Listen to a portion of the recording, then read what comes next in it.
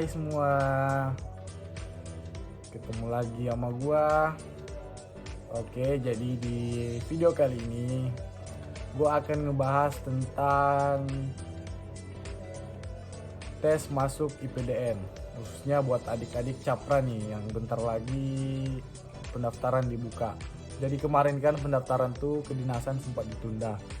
Dan baru aja kemarin udah ada keluar suratnya bahwa akan dilanjutkan kembali atau dibuka kembali itu bulan Juni ya kalau nggak salah, Juni atau Juli. Nah, jadi gua akan berbagi tips dan ilmu untuk adik-adik Capra. Oke. A few minutes later. Nah, pertama proses pendaftarannya itu kita mendaftar lewat online. Setelah mendaftar lewat online, kita akan cetak kartu tesnya. Nah, pada saat tes pertama itu namanya ada tes TKD. TKD itu tes kompetensi dasar. Jadi di TKD itu sistemnya itu sistem CAT melalui komputer, yaitu computer assisted test, yang dimana tes tersebut pada saat melakukan tes, selesai kita melakukan tes, hasilnya itu langsung keluar. Pada saat kita sementara tes pun itu di luar tuh di monitor itu sudah jalan juga nama-nama kita yang dites, rankingnya misalnya udah 10 nomor, dalam 10 nomor tuh siapa yang benar semua, salahnya sekian-sekian. Nah, itu yang muncul situ sampai nanti selesai. Nah, kembali lagi ke TKD. Di TKD itu ada tiga poin yang masuk dalam TKD itu. Pertama ada TWK, tes wawasan kebangsaan, tes intelijensi umum, dan tes kepribadian. Nah, buat adik-adik Capra jangan malas belajar ya. Soalnya TKD itu paling susah, tapi dia itu paling susah. Terus kapan udah lulus tes itu, insya Allah kedepannya udah mus-mus aja, rezekinya orang masing-masing aja. Karena menurut gua TKD itu dibilang susah, sumpah susah. Kemarin gua sempet tes akpol kan, sombong amat, tapi gak lulus. Nah, akhirnya masuk IPDN. Nah, gua bandingin pada saat tes awal akpol tuh sama PDN, itu TKD-nya PDN tuh lebih susah dibanding akpol. Akpol masih susah juga, tapi masih bisa lah. Tapi IPDN ini bener-bener bikin otak kerja keras. Jadi gue harap adik-adik semua semangat. Oke. Tes kedua setelah TKD. Setelah TKD akan dilaksanakan tes kesehatan, yang dimana biasanya di tes kesehatan ini kita tuh sehari full mulai dari pagi sampai sore atau maghrib lah, tergantung masing-masing cepetnya. Nah, di tes kesehatan ini kita tuh akan dites ini pertama.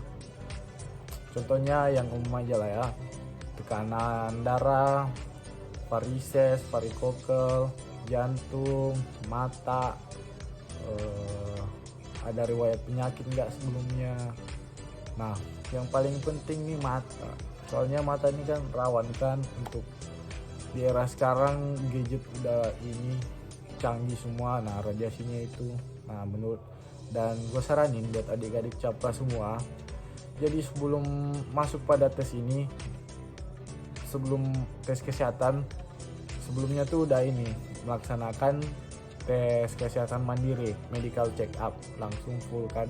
Nah, ke rumah sakit, cek semua seluruh badan. Nah, kalau emang ada yang kurang, nah cari dokter spesialisnya yang khusus. Nah, cari dokter spesialisnya. Nah, terus kalian konsul deh, dikasih saran apa dari dokter itu.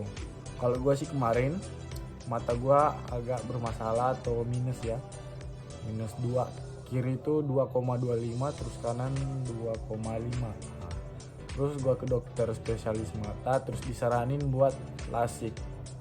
Nah, metode lasik itu yang paling instan buat pulihin mata, tapi agak lumayan juga sih biayanya, tapi emang bagus hasilnya.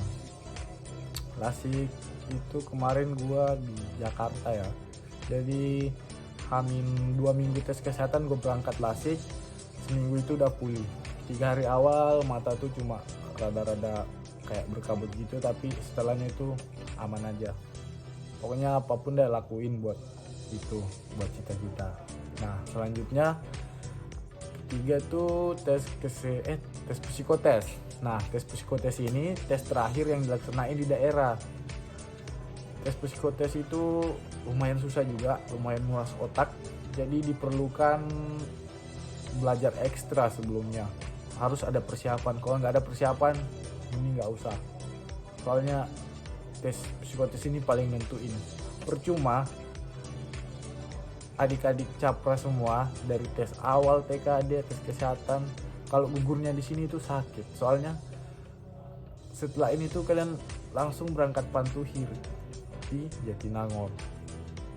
Nah, gue saranin sebelum psikotes ikut bimbingan belajar.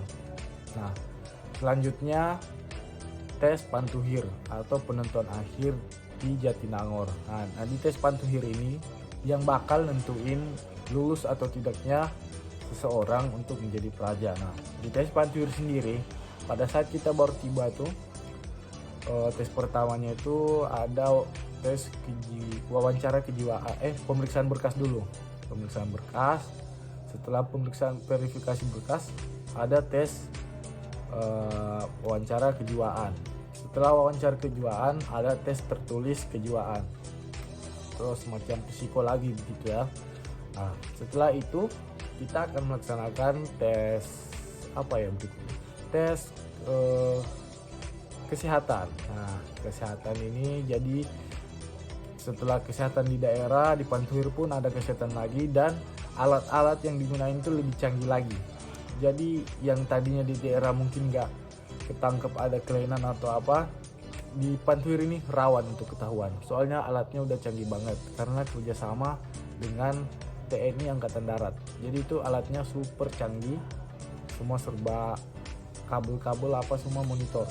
Jadi udah nggak manual lagi. Nah, setelah tes kesehatan ada tes kesemaptaan. Nah, tes kesemaptaan ini ada beberapa poinnya, yaitu lari, push up, sit up, pull up, dan shuttle run. Nah, samapta tuh yang paling tinggi adalah lari. Lari ini dalam 12 menit. 12 menit tuh harus mencapai sekitar 5 atau ya minimal 5 putaran minimalnya. Dan buat untuk nilai 100 itu harus mendapat 8 atau 9 putaran.